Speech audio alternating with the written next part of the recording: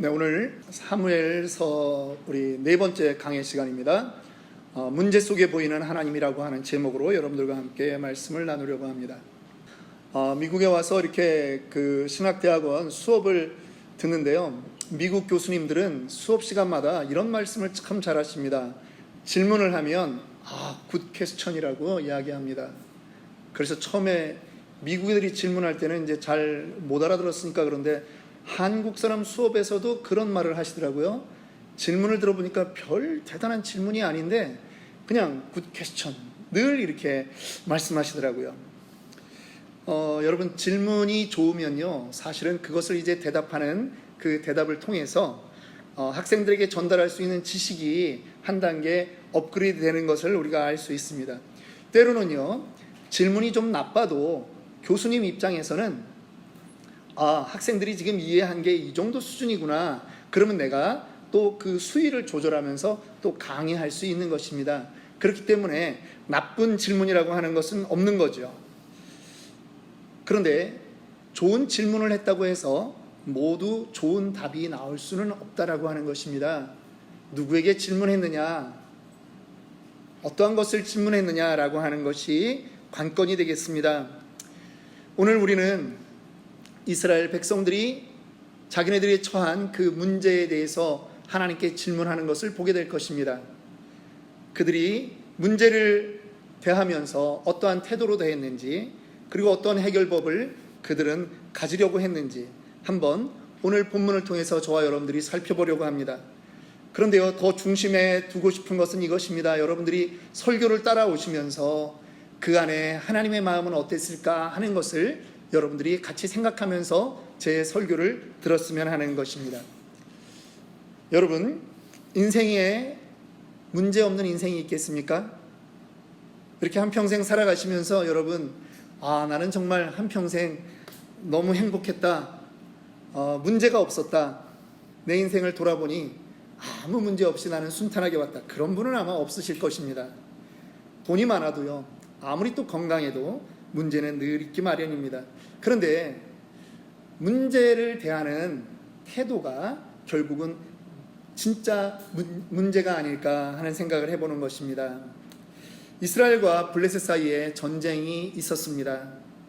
그들 사이에 커다란 전쟁이 벌어진 이 문제가 이제 이스라엘에게 부여된 문제라고 하는 것이죠. 블레셋은요, 어떤 민족이냐 하면 그 그리스 섬 남쪽에 있던 민족인데요, 그들이 육지로 넘어오면서 그들은 철기 문명을 가지고 들어온 사람들입니다.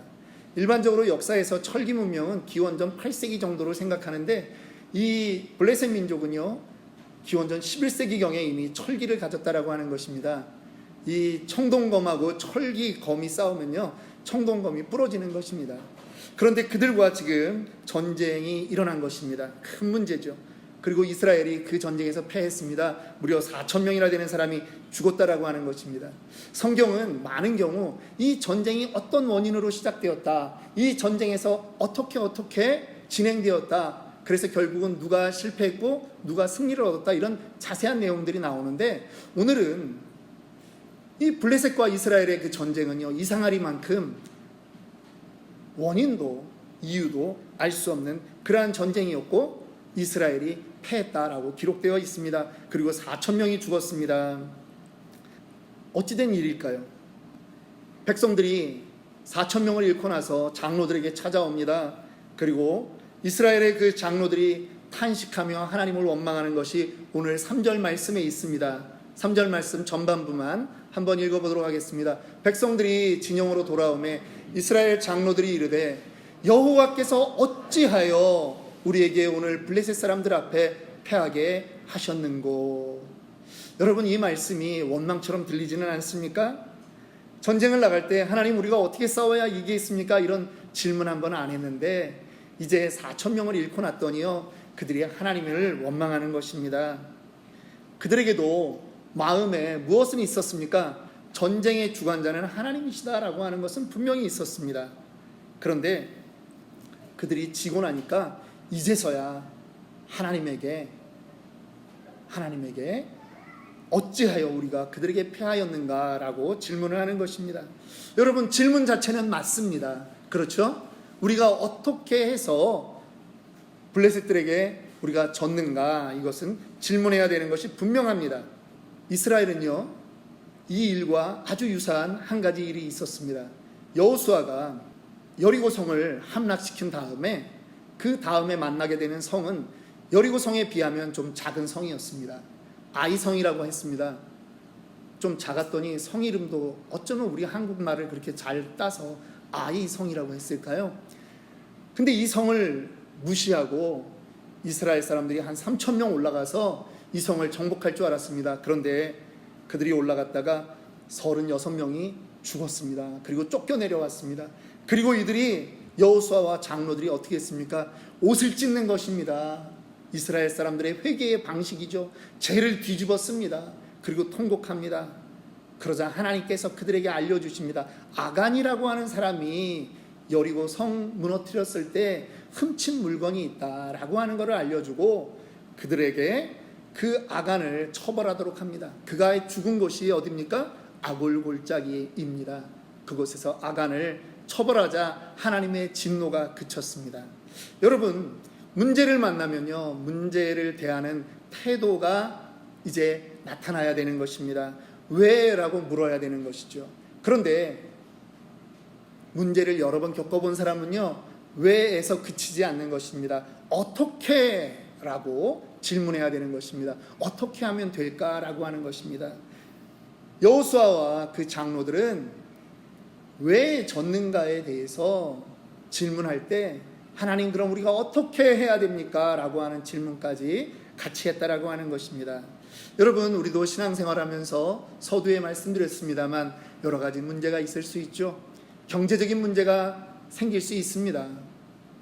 혹은 육신의 건강의 문제가 생길 수 있고요.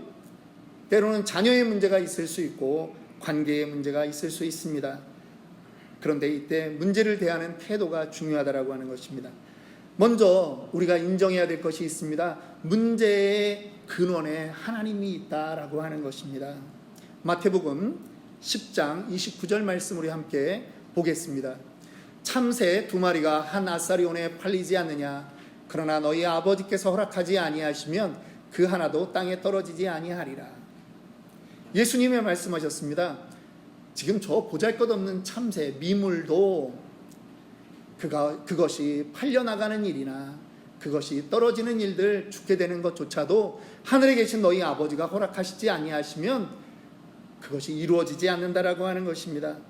여러분, 그러면 하나님께서 손수 빚으시고 그렇게 창조하시고 보기에 좋았더라라고 말씀하신 우리 인생의 삶에서 일어나는 그 문제는 오죽하겠습니까? 우연히 있겠습니까, 여러분? 하나님의 다 섭리 아래에 있다라고 하는 것입니다. 그러면 우리는 다시 질문해야 되는 것입니다. 하나님, 왜? 아니, 하나님은 어떻게 하면 되겠습니까? 라고 해야 된다라고 하는 거죠. 때로는요, 그 답이 명확하게 오지 않을 때도 있습니다. 그저 시험이라고 느껴져서 힘들기만 할 때도 있습니다. 그러면 우리는 또 기억해야 됩니다. 하나님이 우리에게 주는 그 시험은 어떠한 시험이냐? 고린도전서 10장 13절에 말씀하죠. 사람이 감당할 시험 밖에는 너희가 당한 것이 없나니 오직 하나님은 미쁘사 너희가 감당하지 못할 시험 당함을 허락하지 아니하시고 시험 당할 즈음에 또한 피할 길을 내사 너희로 능히 감당하게 하시느니라. 아멘입니까? 이왕 아멘 하실 것 좀 크게 하면 더 좋겠습니다. 아멘? 네. 여러분, 하나님이 우리에게 허락하시는 시험이 있다는 것입니다. 그런데 그 시험을 당할 때 하나님께서는 우리에게 감당을 하게 하거나 아니면 피할 길을 주신다라고 하는 것이지요. 나를 힘들게 하는 그러한 일들이 있습니까? 여러분, 혹시 지금 아직 그 터널 같은 그 시험을 당하고 계십니까? 그러나 그것도 언젠가는 나에게 유익이 될 줄 우리는 믿는 것입니다. 로마서 8장 28절은 우리에게 이렇게 말씀하고 있습니다. 우리가 알거니와 하나님을 사랑하는 자 곧 그의 뜻대로 부르심을 입은 자들에게는 모든 것이 합력하여 선을 이루느니라. 우리에게 다가오는 모든 시험은요, 여러분, 버릴 것이 없는 것입니다. 인생을 돌아보면 그것이 나중에 나에게 이렇게 유익이 되었구나 라고 하는 것입니다. 왜냐하면 하나님은 사랑이시기 때문입니다. 하나님은 늘 우리를 사랑하십니다. 그 확신을 놓치면 안 되는 것입니다.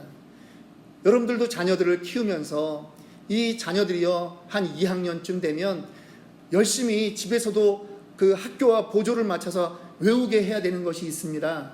구구단입니다. 구구단을 외우게 시킵니다. 369가 아니라 구구단이에요. 그러면 그 구구단을 외울게 할 때 우리가 하는 목적이 이 아이를 고문하는 것입니까? 아닙니다. 구구단을 외우고 나면요 이 아이들이 지금 백인 애들하고 같이 수업을 받지만 손가락 발가락으로 세지 않는다라고 하는 거예요. 계산기가 없어도 99, 80일까지는 문제가 없다는 거예요. 그러니까 사랑하는 그 자녀를 위해서 부모가 구구단을 함께 외워주는 거예요. 당장은 힘들어도요 그 시간이 지나면 이 아이가 성장하게 되는 것입니다. 믿으십니까? 문제를 바라보는 우리의 시각이 바뀌어야 된다라고 하는 것입니다. 그러면 두 번째, 이제 문제를 우리는 어떻게 처리해야 될까요? 문제를 처리할 때요 두 가지를 기억하셔야 됩니다. 하나는 그 문제를 누구에게 의존할 것이냐라고 하는 거죠. 문제 해결에 능력이 있는 사람을 만나야 되고 문제 해결에 능력이 있는 하나님을 찾아야 된다라고 하는 것입니다. 또 한 가지는요, 하나님께 기도하고 하나님께 아뢰었으면 기다릴 줄 아셔야 됩니다. 제가 그 학생들을 이렇게 오래 좀 가르쳤는데요, 이 학생들이 가끔 일을 저지르고 그 일이 큰 일이 된 다음에나 우리 선생님들에게 이야기할 때가 있습니다. 근데 그 일을 저지르기 전에 하다못해 2년 선배하고만 의논을 했어도 야 그렇게 하면 안 돼 라고 하는 말을 들었을 것이고요, 그 문제를 선생님하고만 먼저 의논했어도 결과가 달라졌을 텐데 이 아이들이 누구랑 의논하는지 아세요? 자기 친구들하고 의논해요. 그러니까 거기서 나오는 수준의 대답이 다 그만한 대답인 것입니다. 여러분, 문제를 해결하려고 하면요 그 문제를 누구에게 가져가야 되느냐를 기억해야 하는 것입니다. 오늘 이 이스라엘의 장로들은 그 백성들이 나가서 약 4,000명이 죽고 오자 당황한 것입니다. 그리고 나서 그들이 3절 후반절에 그들이 결론을 내립니다. 하나님을 찾아야 되겠다. 여호와의 언약궤를 그 실로에서 우리에게로 가져다가 우리 중에 있게 하여 그것으로 우리 원수들의 손에서 구원하게 하자. 그렇게 결론을 내린 것입니다. 그들은요 하나님 본체에는 관심이 없고 지금 하나님의 상징이 되는 그 언약궤를 기억한 것입니다. 그리고 사람들을 그곳으로 보내서 그 언약궤를 가져왔습니다. 여러분, 이 언약궤는요 다른 말로 법궤라고도 합니다. 하나님의 임재의 상징이죠. 그런데 이 법궤가 사람들 앞에 나섰던 적이 있습니다. 언제입니까? 그 강물이 불어 있었던 요단강을 건너서 여리고성 쪽으로 향해 들어갈 때 하나님이 이 법궤가 먼저 제사장들이 메고 들어가라고 허락했습니다. 그리고요 두 번째, 여리고성을, 그 강대한 여리고성을 무너뜨릴 때 제사장들이 앞에서 양강나팔을 불고 바로 뒤에 그 법궤를 메고 언약궤를 메고 이 이스라엘 행렬들이 따라가게 했습니다. 지금 이 장로들이 그거를 생각한 것입니다. 법궤가 앞서 나가면 이기더라 라고 하는 것이죠. 하나님에게 온전히 묻지 못한 것입니다. 법궤는요 더 중요한 것이 무엇인지 아십니까? 법궤는 이스라엘 지파 12지파가 있을 때 지금 이제 가나안 땅에 들어가서는 11지파지요. 그런데 법궤는 항상 이스라엘 지파의 가운데 두는 것입니다. 법궤가 움직이지 않는 것입니다. 이스라엘 백성들이 나아오는 것이죠. 그런데 이들이 하나님에게 물어보지도 않고 자기네들 수준에서 처리하는 것입니다. 그 언약궤를 가지고 오면 우리가 이긴다라고 하는 것입니다. 이제는 이 정도 됐으면 법궤가 아니라 이제는 괴짝으로 생각한 것입니다. 이들에게 하나님의 임재의 상징인 이 법궤가, 언약궤가 이제는 전쟁에 이길 수 있는 부적이 되어버린 것이죠. 여러분, 그 결과는 전쟁이 승리로 끝났습니까? 아닙니다. 이제는 3만 명이 죽었습니다. 3만 명이 죽었으면요, 이스라엘 그 12지파 가운데 한 지파 정도가 없어졌다라고 볼 정도의 숫자인 것입니다. 그뿐입니까? 법궤랑 같이 갔던 그 엘리 제사장의 두 아들 홈니와 비느하스도 그 자리에서 죽었습니다. 그 소식을 전달받은 그 엘리 제사장도 넘어져서 목이 부러져 죽었고요.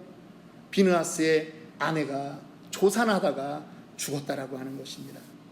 혹시 여러분, 우리 기독교 안에는 이렇게 부적으로 생각하고 있는 물건은 없을까요?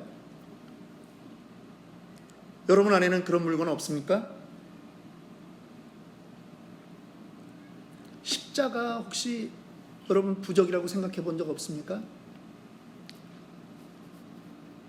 많은 분들이요, 십자가를 이렇게 목에 걸고 다닙니다. 예, 괜찮습니다. 예, 주님을 사랑하는 그 마음 얼마나 간직하고 싶었으면 목에다 걸까? 예, 뭐 괜찮습니다. 그런데 혹시 여러분 차에 십자가를 이렇게 그 백밀러에다 걸어 두시면서 아, 이게 있으니까 하나님이 나 지켜주실 거야, 이렇게 생각했다면 그거는요, 부적입니다. 영화에도 그런 영화 있습니다. 드라큘라가 나오는데 뭐를 듭니까? 아, 십자가를 드니까 막 드라큘라가 힘들어하는 거예요. 여러분, 이 드라큘라, 요즘 드라큘라는 그렇지 않다라고 제가 최근 보도를 통해서 들었습니다. 그렇지 않죠. 제가 좀 우리 기독교 역사에 좀 부끄러운 이야기를 좀 하겠습니다. 1096년부터 1291년까지 약 200년 기간 동안에 이 유럽에서 수많은 군대가 예루살렘 성을 탈환하고자 그곳에 전쟁을 일으키며 갔습니다. 누구의 명령 때문에 갔을까요? 교황의 명령 때문에 갔습니다. 그들이 들고 간 깃발이 있습니다. 십자가 깃발이고요. 그들을 이름하여 십자군이라고 했습니다. 그들은 예수님이 태어난 그 성지를 우리가 탈환해야 된다, 그렇게 생각하면 방법은 틀려도 된다라고 생각했다라고 하는 거죠. 피비린내 나는 전쟁을 통해서라도 그것만 확보하면 된다라고 했다라고 하는 것입니다. 혹시 오늘날 우리 기독교가 수단과 방법을 가리지 않고 우리 교회가 원하는 것만 이루면 된다라고 그렇게 생각하지는 않을까요? 아닙니다. 교회가 그런 모습이 있습니다. 백화점들도 골목 상권을 위해서 버스를 돌리지 않기로 다 담합을 했습니다. 그동안 현대백화점, 갤러리아 백화점, 그랜드 백화점 다 이제 골목 상권을 위해서 우리가 그 버스를 돌리지 말자 그랬지만, 대형 교회들은 골목에 있는 교회들을 생각하지 않고 버스를 계속 돌리고 있었습니다. 아니, 지금도 돌리고 있습니다. 십자군과 무엇이 다를까요? 그들이 정말 돈이 없어서 버스가 아니면 교회로 올 수가 없다면 좀 얘기는 달라지겠죠. 그러나 그렇지 않습니다. 나의 교회만 생각한 것입니다. 십자가가 그들에게는 부적이 된 것입니다. 오늘날 대한민국 교회에 5만 개 교회가 있다고 합니다. 대단히 부흥했습니다. 130년 만에, 140년 만에 엄청난 부흥을 한 것입니다. 그런데 이제 왜 교회가 세상으로부터 욕을 먹고 있는 것입니까? 십자가를 세울 줄 알았지 십자가를 질 줄은 몰랐던 것이 아니겠습니까? 교회가 십자가를 세우는 거에는 열심을 내었지만 정작 십자가를 지는 것은 가르치지 않았다라고 하는 것입니다. 그래서 성도들 마음에 십자가가 어느 순간 부적이 되어버린 것입니다. 그뿐 아닙니다. 11조 많이 하면 부자 된다 하더라 라고 해서 11조 하는 분들도 있다면 그것은 마치 지니의 마술램프를 비비는 것과 같지 않겠습니까? 하나님은 우리에게 중심을 보신다고 하셨습니다. 헌금의 원칙이 무엇입니까? 제가 매주 헌금 기도를 하면서 반복하는 기도가 있습니다. 제가 만들어낸 기도문이 아니고 신명기 8장 18절의 말씀입니다. 전반부를 제가 하는 것입니다. 내 하나님 여호와를 기억하라. 그가 내게 재물 얻을 능력을 주셨습니다. 여러분이 헌금하는 것 자랑하지 마십시오. 하나님을 기억하시고 하나님께만 감사하셔야 됩니다. 재물 얻을 능을 내가 얻은 것이 아니라는 것입니다. 하나님이 그 능력조차 주셨다라고 하는 것입니다. 교만하면 안 되는 것입니다. 매주 이 기도를 반복하는 이유가 있습니다. 우리는 쉽게 교만할 수 있기 때문입니다. 자, 그러면 오늘 이 사건을 통해서 우리는 하나님의 모습을 발견해야 됩니다. 저는 이제 이 장로들이 결정한 그 결과를 보면서 그 비참한 결과 속에서 하나님의 모습 3가지를 여러분들에게 소개하고 말씀을 마치려고 합니다. 하나님은요, 첫 번째, 사랑의 하나님이십니다. 오늘 이 참혹한 결과를 보면서 사랑의 하나님이다 라고 말할 때는 저도 많이 망설여집니다. 아닌 것 같거든요. 너무나 결과가 잔인했거든요. 그런데 여러분, 분명히 보셔야 됩니다. 여리고 그 성을 이긴 다음에 여호수아와 그 백성들은요, 아이성을 칠 때 36명을 잃었습니다. 그리고 나서 그들은 그것이 하나님의 사인으로 받아들였다라고 하는 것입니다. 그리고 회개했습니다. 그러자 하나님께서 그들에게 방법을 알려주시고 회복의 길을 열어주셨습니다. 지금 4,000명이 죽었다라고 하는 것입니다. 그런데 그들은 회개할 줄 몰랐다라고 하는 것이죠.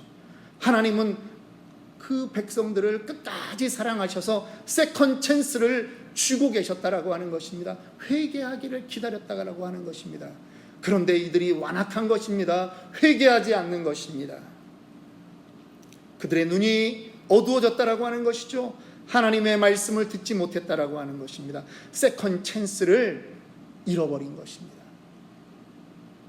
하나님은 사랑으로 기다리고 있는데 그들은 그것을 알아보지 못했다라고 하는 것입니다. 두 번째입니다. 하나님은 어떤 하나님이십니까? 하나님은 자기가 하신 말씀을 성취하는 분이라고 하는 것입니다. 하나님의 말씀은 1.1획도 땅에 떨어지지 않습니다.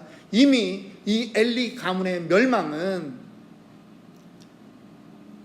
2장에서 여호와의 사람을 통해서, 그리고 지난 시간에 우리가 보았던 사무엘상 3장에서 이미 하나님께서 다 예언해 두셨습니다. 홈리와 비느하스라고 하는 그 두 아들이 제사를 멸시했거든요. 하나님께 나와 예배드리는 일들을 너무나 쉽게 생각했거든요. 그리고 그의 아버지인 대제사장 엘리가 그들을 제대로 교육하지 못했습니다. 그래서 회개하지 않는 그들 대신에 사무엘을 세우셨던 것입니다. 그리고 이 전쟁 하나로 이제 사무엘이 그 이스라엘의 대제사장으로 설 수 있게 된 것입니다. 질문할 수 있습니다. 그들이 만약 회개했다면 어떻게 되었을까요? 네, 회개했다면 하나님은 용서했을 것입니다. 그러나 다른 방법으로 사무엘은 여전히 대제사장으로 하나님이 세우셨을 것입니다.